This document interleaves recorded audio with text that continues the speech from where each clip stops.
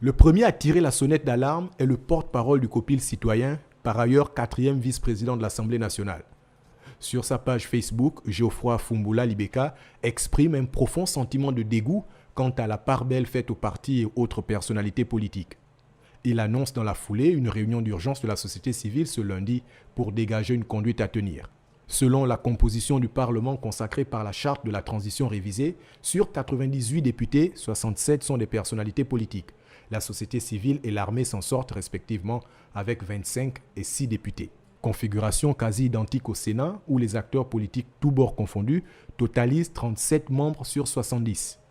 La société civile et les forces de défense et de sécurité, quant à elles, s'en sortent respectivement avec 27 et 6 sénateurs. Cette composition est loin de refléter les aspirations de la transition, selon ce journaliste. Si vous posez la question aux Gabonais, si vous regardez leurs commentaires sur les réseaux sociaux, le Parlement est mauvais. Il est mauvais pourquoi? Parce que là-dedans, vous retrouvez les tenants de l'ordre ancien. Même parmi les tenants de l'ordre ancien, tous les pédégistes n'étaient pas mauvais.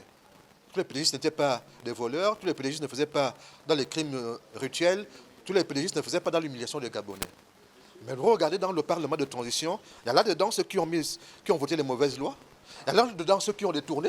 Si vous comptez, il y a plus de 70, je comptais 98 députés. Mais comment expliquer cette majorité concédée aux partis et autres personnalités politiques dans un régime d'exception? L'augmentation du nombre de députés et d'ailleurs même du nombre de sénateurs demandés par les présidents de deux chambres et acceptée par le président de la transition n'a pas, si vous voulez, remis en cause cette présence majoritaire des acteurs politiques que prévoyait déjà la charte à la base.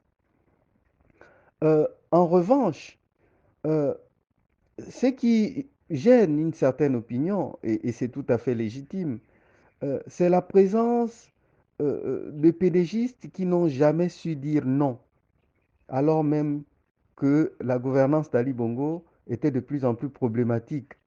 Y a-t-il un risque que cette majorité du personnel politique influence l'objet même de la transition, qu'est la restauration des institutions à son profit?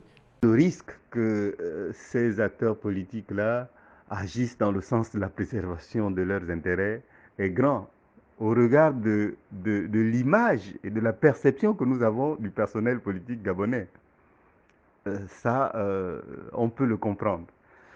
Toutefois, il faut quand même mentionner deux ou trois choses qui vont nuancer cette crainte. D'abord, nous ne sommes plus dans un environnement institutionnel qui place un individu au cœur du dispositif, au point que cet individu soumette quasiment la quasi-totalité des institutions du pays. Cet environnement partisan a changé. Et puis, il y a un minimum de représentativité au sein de ces chambres qui ne nous pousse pas à penser à des collisions possibles entre les différents camps pour faire passer des lois en fonction de leurs propres intérêts. Et j'ajouterais peut-être la présence des acteurs politiques de la société civile qui est aussi une garantie supplémentaire.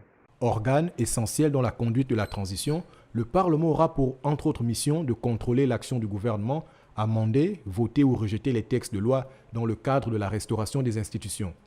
Un rôle crucial qui le place de facto au cœur des enjeux de pouvoir.